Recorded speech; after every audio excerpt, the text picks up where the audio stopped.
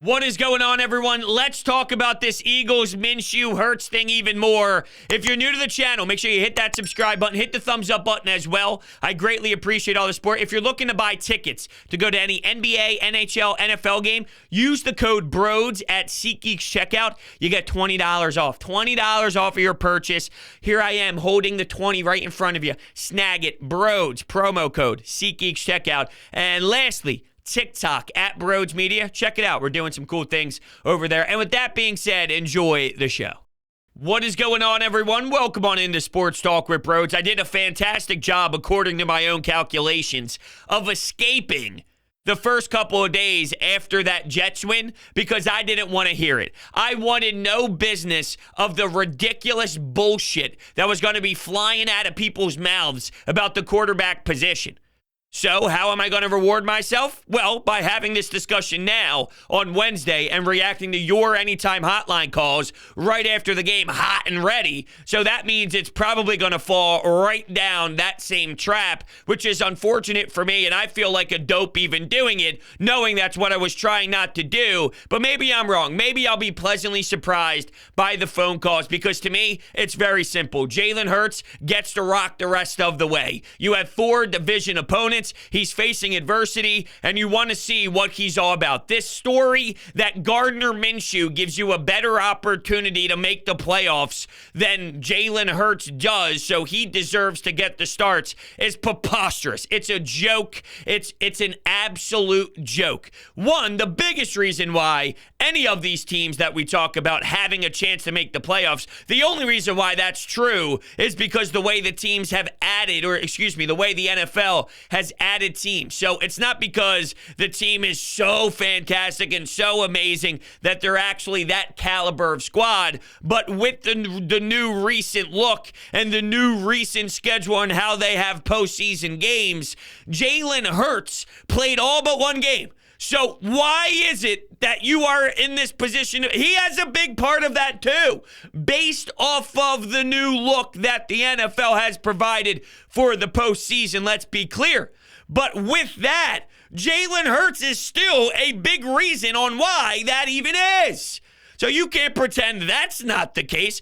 Look, they beat the Jets. They beat the Jets, and he stood in the pocket, and that now makes everybody believe that he's some outstanding pocket passer that's going to rock and roll through all these teams the rest of the way. Relax, cool your jets. You know what this reminds me of if they were to go through this little carousel of quarterbacks? Not just the Panthers, which is the example that I consistently show up, which is P.J. Walker, Sam Darnold, Cam Newton. Yeah, how are they doing?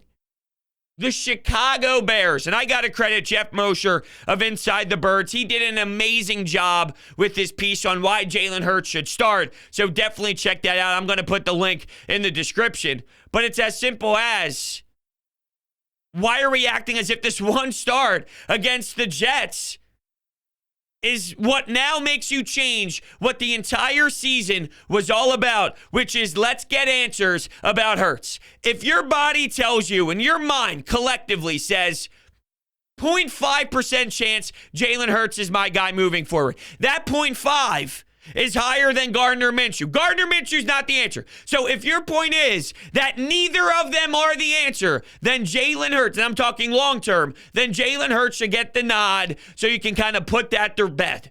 Put that to rest. Because if you don't put that to rest, you're the Chicago Bears. Oh, you got Trubisky, you got Foles. They're fighting around. They're flirting around a little bit for the spot. They lose their job. Okay, then the next, they lost their job. And they keep losing the job to one another. That's embarrassing. You need nothing to do with that. So if you find out Hurts fails miserably over the next 4 weeks and they lose to Washington because he stinks and he can't make passes and things of that nature, and they lose to the Giants, whatever it is, then fine. You put that to bed. It's not even a conversation. It's over. And then the front office looks in certain directions. I saw Adam Schefter today spoke on 97.5 The Fanatic with the John Kincaid show, and he brought it up. Yeah, look, they're willing to go get a top 10 quarterback, Deshaun Watson. But look, The drama and the conversation of the Eagles being interested in all these quarterbacks, that's what happens. That's what they do. They're obsessed with quarterbacks. They're obsessed with being in the news. They're obsessed with whenever anyone is big and available, the Eagles have always checked in and done their homework. So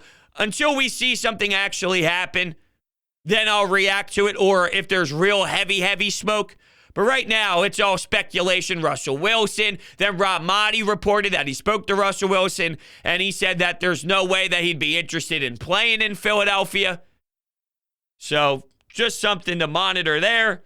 But I'll get the full quote, by the way, just because I feel like saying no way almost makes it a little more intense than what it was. Okay, so this is the quote here. I spoke to Russell Wilson 3 weeks ago, and I got no indication that he wanted to play for the Philadelphia Eagles. So a little bit different in tone on how I stated it originally. That's why I wanted to clarify things. It felt a little harsh coming out of my mouth. But yeah, I mean, it still stands true, though. So we'll see. We'll see what ends up happening. The moral of the story is more about Jalen Hurts and his ability to play the rest of the season.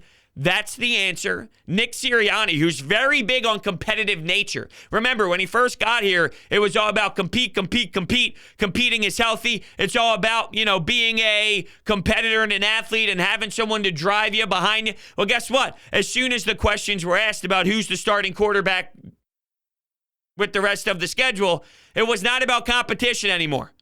Because he knew that it would get out of hand, it would become something that it shouldn't be, and this is basic. That doesn't need to be diving into any deeper than right from the surface. Sometimes, and majority of the time, I love to peel back the layers, and I love the second level thinking. That ain't the case with this one. It doesn't need that level. It's about, everyone says work hard, or excuse me, you don't always have to work hard, it's work smart. Well, this is that same philosophy and mentality applied to this sports situation and sports analysis. Let's just work smart on this one. No reason to pull it all back. So I brought up to you that the head coach was very big and massive on that item, on that mentality. Compete.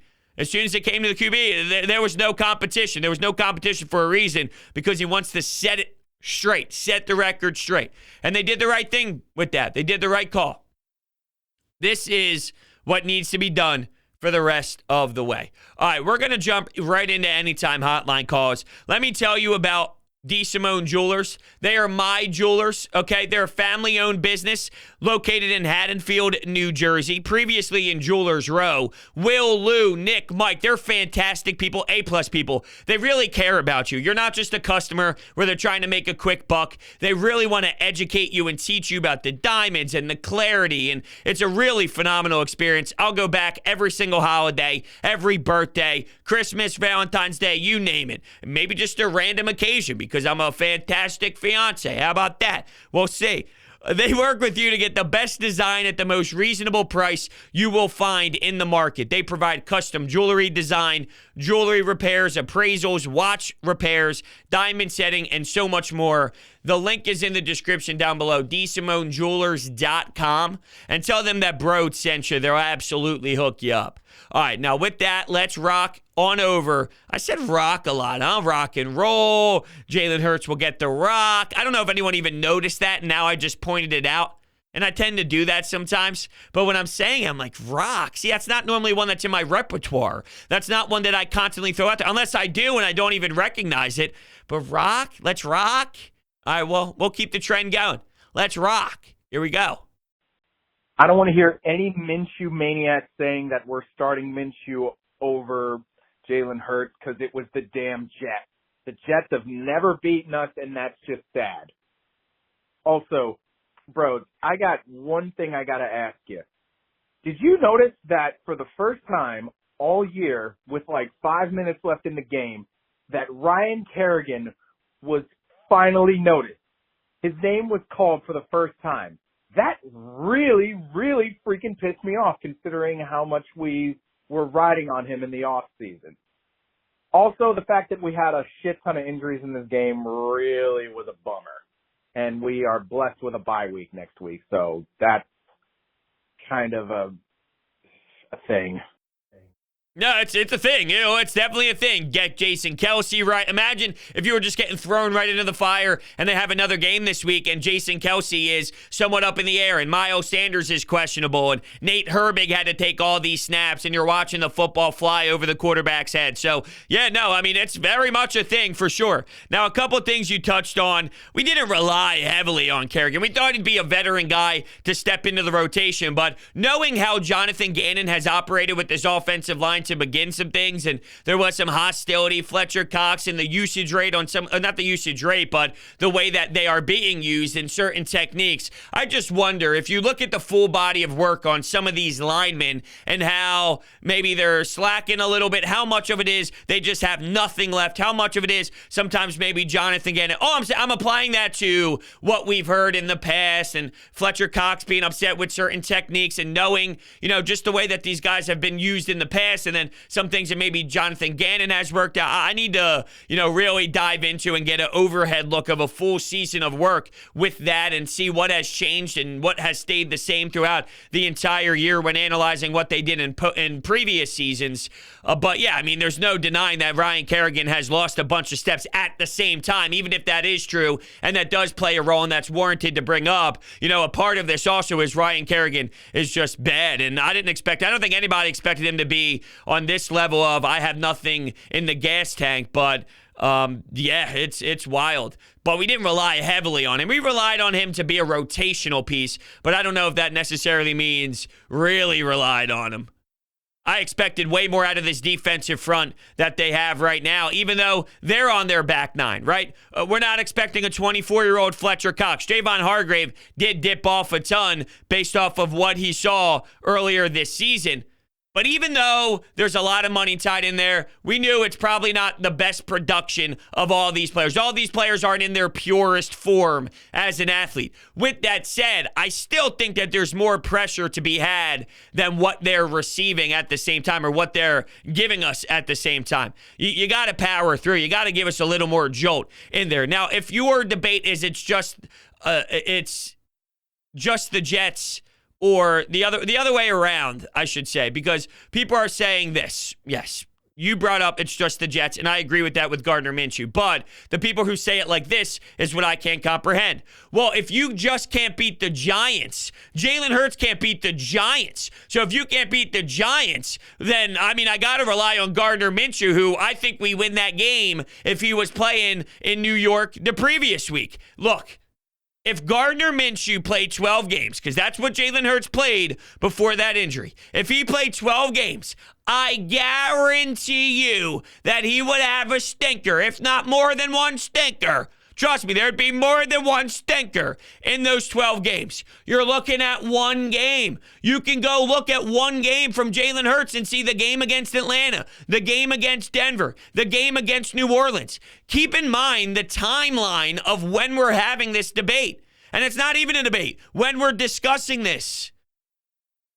If Jalen Hurts was coming off of Denver and New Orleans and then didn't play against the Giants and Minshew played good against the Giants, we'd be going right back to Jalen Hurts because there was at least some sort of little whispers happening around this city after that Saints game. Do we have something here? Is there something going on with Hurts? I see something. Maybe he does have enough to at least deserve a chance to earn it again and to earn our love next year.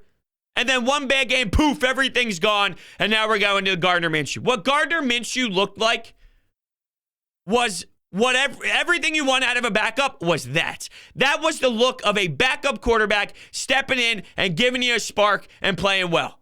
He had a lot of underthrown balls, to be honest. I pointed that out right after the game. There was a throw to Gainwell. He did a quadruple juggle, which counted as a completion. There was a throw to Miles Sanders in the flat. He had to go up and grab it. Look, a lot of those throws to the running backs.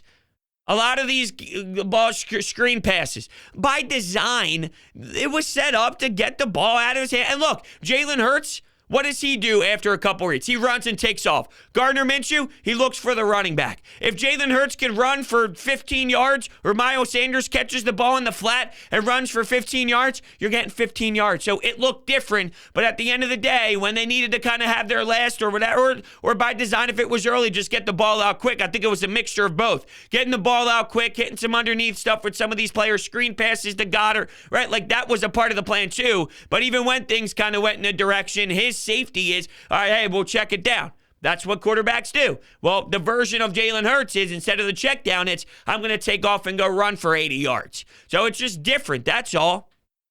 You can't just look at the one game by Minshew and say that he would have won all those games. Because guess what? If you looked at Jalen Hurts against Denver, you would have saw that and said, oh, he's definitely winning that game against the Giants. There's no way they only end up with 7 points scored after the way he was throwing dots.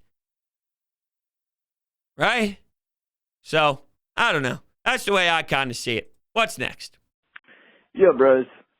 First of all, I just want to say that was a good game that was called by Nick Sirianni.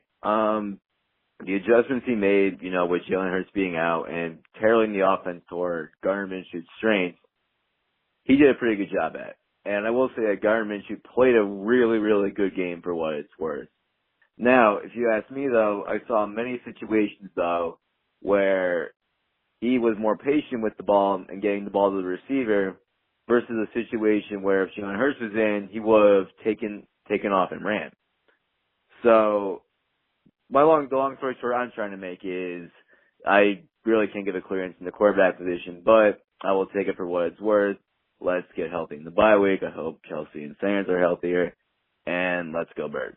See, you kind of scared me there towards the end because it seemed like you were going down the path of thinking Gardner Minshew deserves it because of the way that he was standing in the pocket and whatnot. Yeah, he did. He stood in the pocket longer. There's no doubt about it. But he wasn't doing it at a rate that, see, because when you say, yeah, well, then Jalen Hurts just takes off. Yeah, but he takes off for a massive gain. He takes off for a huge play. Not every time, but he still is making a lot of plays with his legs where people can claim, well, he just takes off. Yeah, but that's what's important about this dialogue is with Jalen Hurts, it's not just taking off. It's making a big play with his legs because that's what he does. So I'm with you. Do you want him standing in the pocket more? No doubt. No doubt. But I like this theory and this type of way of analyzing it. If I ask you today, would Tyrese Maxey be better next year than he is right now? I think 100% of the people, let's go 99.5 because there are douches out there. 99.5% of people say yes.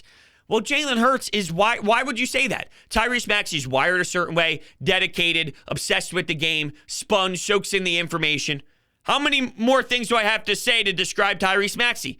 Can't you take that same attitude and swag and way of life about that respected sport and apply that to Jalen Hurts, who feels the same way about football as Tyrese Maxey does basketball? So if there was a way for Jalen Hurts over the summer, over the next 4 games, to really emphasize, hey, you've seen it now. You've seen it for 17 games this year. You saw it for a handful of games the previous year. You know what it's like to have to stand in that pocket. Now's the time to work on that craft. Now's the time, because that's the difference. That's going to separate you. You need to stand in the pocket more so you can then deliver your throws to some of your reads, and let's go through your progressions. Now you've seen it. Let's work and adapt based off of what you know and the knowledge that you have. Just because he's not the best in that right now and Gardner Minshew stands in there longer, it doesn't mean it's impossible for him to work on that. The arm strength as a whole that people want to bring up, yeah, that's not changing, but it needs to be more about, for me, it's less arm strength and more consistency throwing the ball and reading the field. I think reading the field and standing in the pocket is more of an issue than the arm strength, because if he does that, I think that's naturally just going to help out that passing game as a whole with accuracy and confidence standing in the pocket. I think sometimes the accuracy issues is just stemming from not being confident standing in there. And the more comfortable you feel, the ability to deliver the ball on where you're trying to and the consistency of it definitely picks up. So, just talking about the growth of it all, I think that there's, stepping stones where, right now the pocket presence isn't amazing, but it's about, can you grow and add to your game as an athlete? Yes. Can he? I don't know. I've been screaming this for a while. My heart tells me no, but even if there's a 0.5% chance, that still means for the short term, he deserves it. And then, as long as this team builds the roster the right way through the draft with other holes that need to be filled on this roster, and you give Jalen Hurts one more year, I could live with that because it's satisfying me that you're getting game-changing talent in other areas, young, cheap players that are going to help you for the long run, as long as they pick the right people, of course. But, I think they might. It depends. Look, the next sentence I was going to say, it all depends on this. If Hurts looks more like he did against the Saints and the Denver Broncos the next 4 games, I think Hurts gets the nod. If he looks more like the Giants in the next 3 or 4 games, then I think they look in a different direction, whether that's a trade or looking at the University of Pittsburgh or kind of analyzing all of their options. One last thing before we hit the next call. I will say, you're right about Nick Sirianni. That hasn't been a hot topic this week, and it should be hotter than what it is. Now, we know why it's not, but you're right. Nick Sirianni did a hell of a job. Nick Sirianni did a fantastic job against the Jets last week. Based off of the circumstances, it's not as if it's an extremely difficult thing to do. For Jonathan Gannon, it is apparently, and he stated that the Jets did. They showed him different looks early on that they anticipated. Then once they figured everything out, they shut the door. But still, that should never happen where the Jets look that smooth and Zach Wilson actually looks like an NFL quarterback on you. Getting back to the head coach, he deserves a lot of praise for working with what he did and kind of getting a game plan together that would go toe-to-toe with Zach Wilson and that team scoring that many points early on. Oh, it's so terrible. What's next? Okay, first off, I would be remiss if I did not extend congratulations to the Detroit Lions. It was good to see that team finally get one after so many near misses. Now, as for the Eagles, look, today again falls under the category not a Rembrandt, not a Picasso. I thought Minshew played extremely well in the first half, but they didn't really give him the chance to do a whole lot in the second half. The defense was bad. The special teams were bad other than Jake Elliott. So it's a game that you thank God you played the New York Jets instead of a legitimate team. But you take the win. I mean, you take the win. With the injuries, you're kind of glad you have the bye when you have it, so the guys like Sanders and Kelsey can heal up a little bit, and now you just play it out. I mean, you can't afford to lose any more games the rest of the year.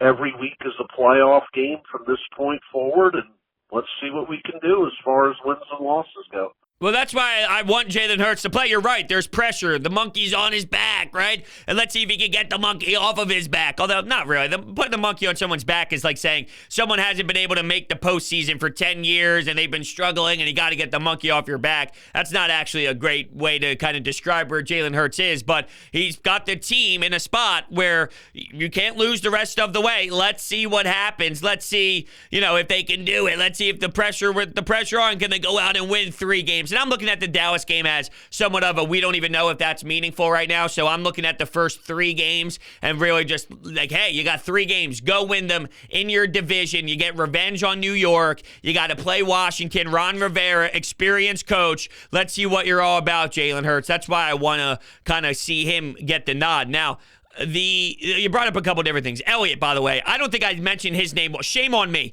I didn't mention his name once in the post-game pod, and now we're about 23 minutes into this show, and I still haven't mentioned Jake Elliott. It's important because you see the difference in a team that has a kicker and doesn't have a kicker, where you're forced to miss 2 extra points, and then you go for the 2-point conversion. They scored 3 touchdowns. The Eagles scored 3 touchdowns. It was a 21-18 game. So, it's just comical to look at how much of a disaster they are and how much they suck, but it does put it in perspective on a guy who was struggling so much, and we didn't know with that contract. Oh no, is it a disaster? Well, he ended up pulling his head out of his ass, and he was knocking down field goals left and right. In terms of the second half being different, there's some speculation out there that maybe Nick Sirianni did that just because they didn't want the score to be ran up and the box score to be ran up, where now you're having the debate on Jalen Hurts opens up even more.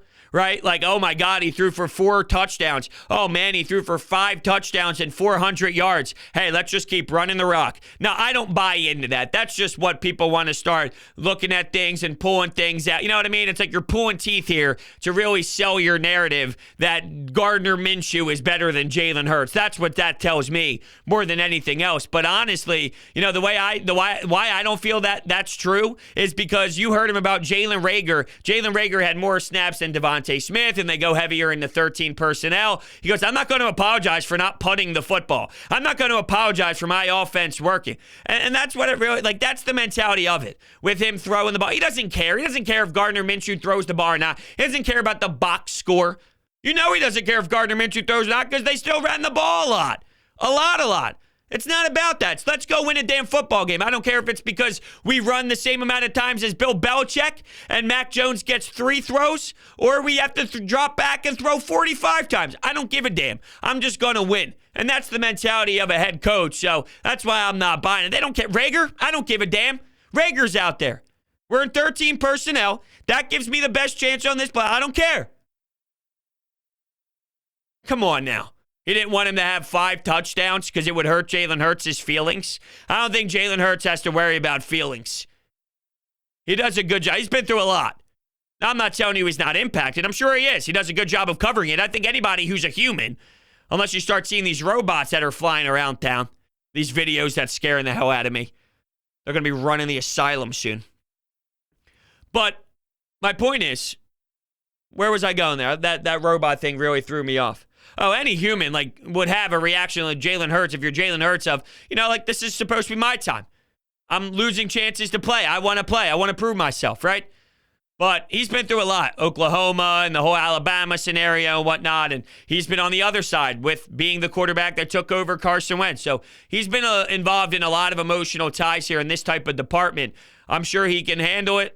But at the same time, you know, I think it also is good to show confidence in him too, which is a strong way to approach it, in my opinion. All right, let's go to this will be the last one today. Let's go. What's up, bros? Minshew Mania, baby.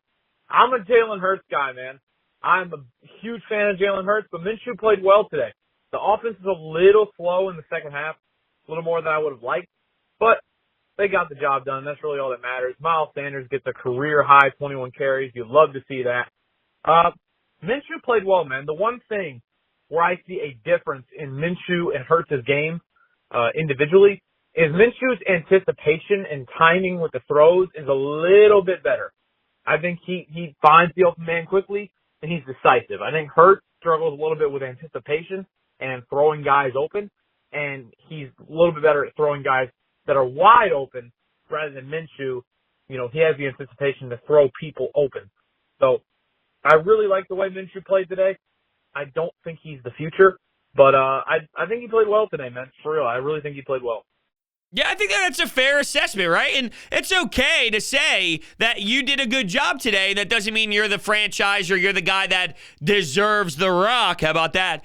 For the rest of the season, right? So I think that's fair. He did play well. Now, you know, you talk about quick decisions, this and that. I wonder if that was part of the game plan, though, by Nick Sirianni of, look, Gardner, you haven't been here for a whole lot of time. It's not like, you know, he went through training camp and this and that with this team. No, let's just simplify it, get it into the flat, get it into the screen game. You know what I mean? Let's find some quick outlets for you so you're not sitting back there forever. Now, when he had to, he did, and things of that nature. I'm not saying every play, but, you know, you talk about that quick decisiveness. I think that was probably part of what Nick Sirianni wanted out of him because it's been a bit of time since he's gotten that nod, and it's been a bit of time since he's been there, and he's on a new team. So it's sort of like a easy outlet here for you to do if you're a coach on let's simplify the game for him. But yeah, he did a good job. He did a good job, and that's what you're supposed to do as a backup.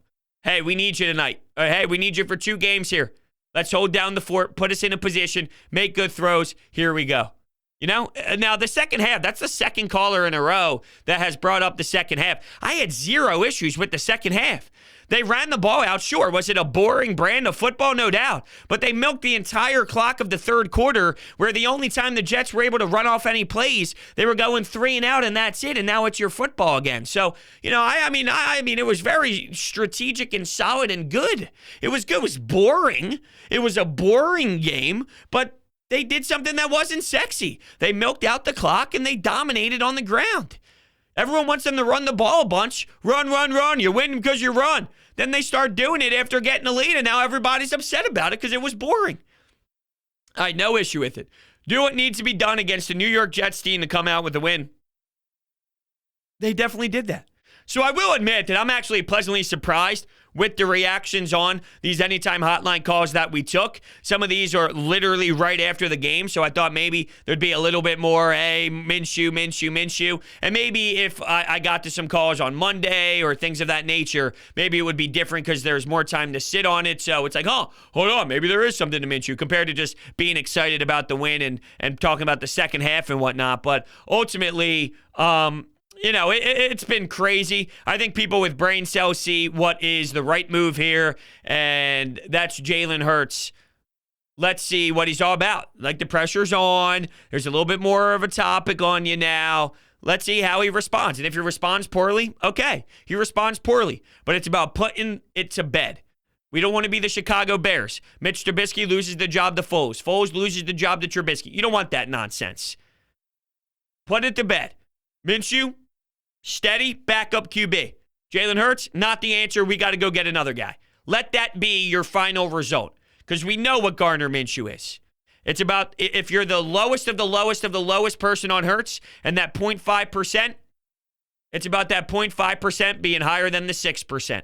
So let's figure it out and we'll put it to bed. I don't think it's that low, but I'm not insanely high about it either. Maybe I'm at 4%, 5%. Maybe I'm in that range. So, with that being said, I want to thank everybody so much for hanging out with me today on this episode of Sports Talk with Birds, and I will see you next time.